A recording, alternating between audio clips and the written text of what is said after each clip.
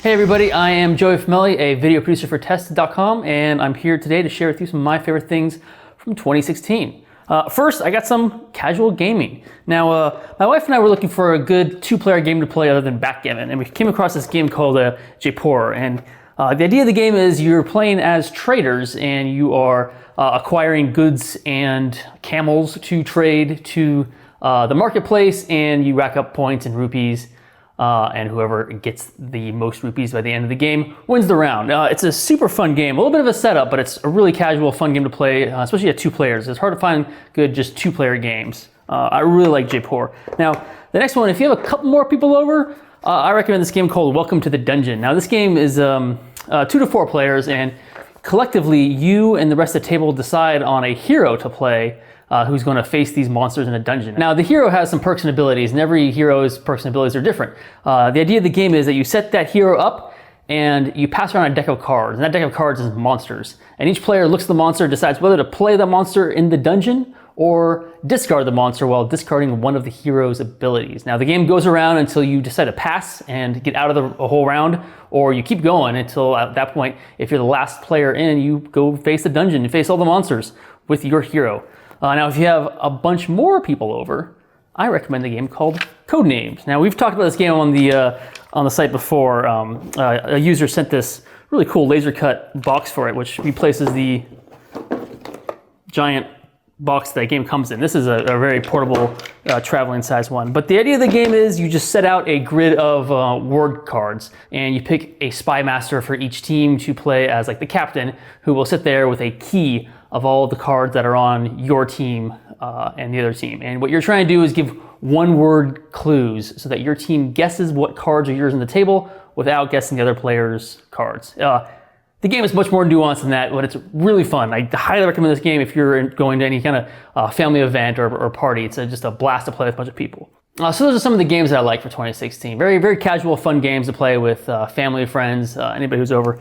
But I also have some coffee table books that I've chosen to share today. First is Atlas Obscura. Now, some of you guys may have been to this website. It's a site where you essentially type in a destination into the search bar, and it gives you this list of hidden treasures and unique kind of spots to go visit while you're visiting that location. It's a really fun site to visit before you travel. But the people over the website kind of curated this book and released it not too long ago. That's kind of their best spots around the world, and it really goes around the entire world. I mean, you go to the glossary, look up your country, look up where kind of city you're visiting, and it'll give you some of the few best spots. And it's really set up like a travel book, and it's just a lot of fun to thumb through, even if just to get inspired to go someplace, or even discover kind of unique places around close to you within a couple miles.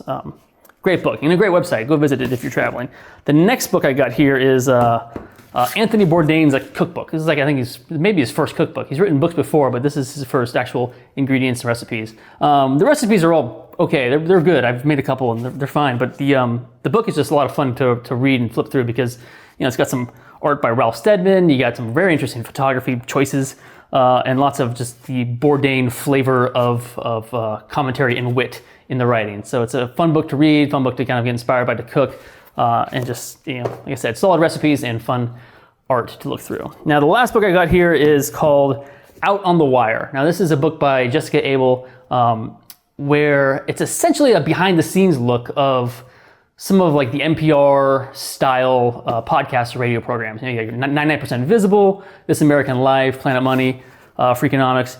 This book, Jessica Abel and Ira Glass essentially take you through these like conversations in the collaborative meetings, or just kind of discovering stories in the everyday environment. Now, it's a really fun book to read, but it's also very, I think, relevant to people outside of even radio programming. Even for me, who does video and filmmaking, this book has a lot to offer, and this is a book I recommend to people who are looking to kind of explore the storytelling side of everyday life.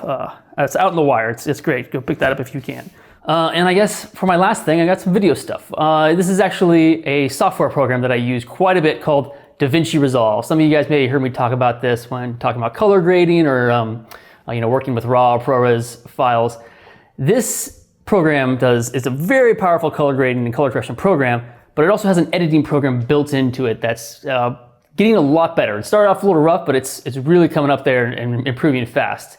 And the best thing is it's free. So this program, super powerful, super great learning tool, and it's it's free for anybody who's really interested in kind of delving into post-production or editing to really mess around with and learn a lot of the basics. Even if you don't stay in that ecosystem, you go after Premiere, a lot of that stuff's still going to translate over. So that's DaVinci Resolve. Download that if you are at all interested in post-production. So that's all of the stuff that I have for 2016. I guess there's also Rocket League. I talked about Rocket League last year for my favorite things, and it's still one of my favorite things this year. I think I put 300 more hours in.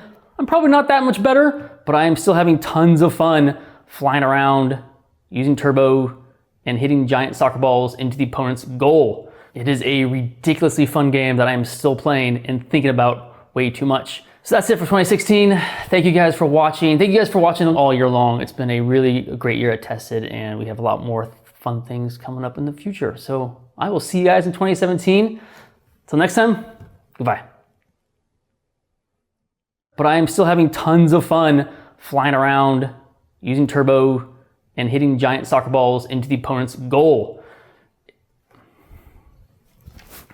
It is a ridiculously fun game that I am still playing and thinking about way too much.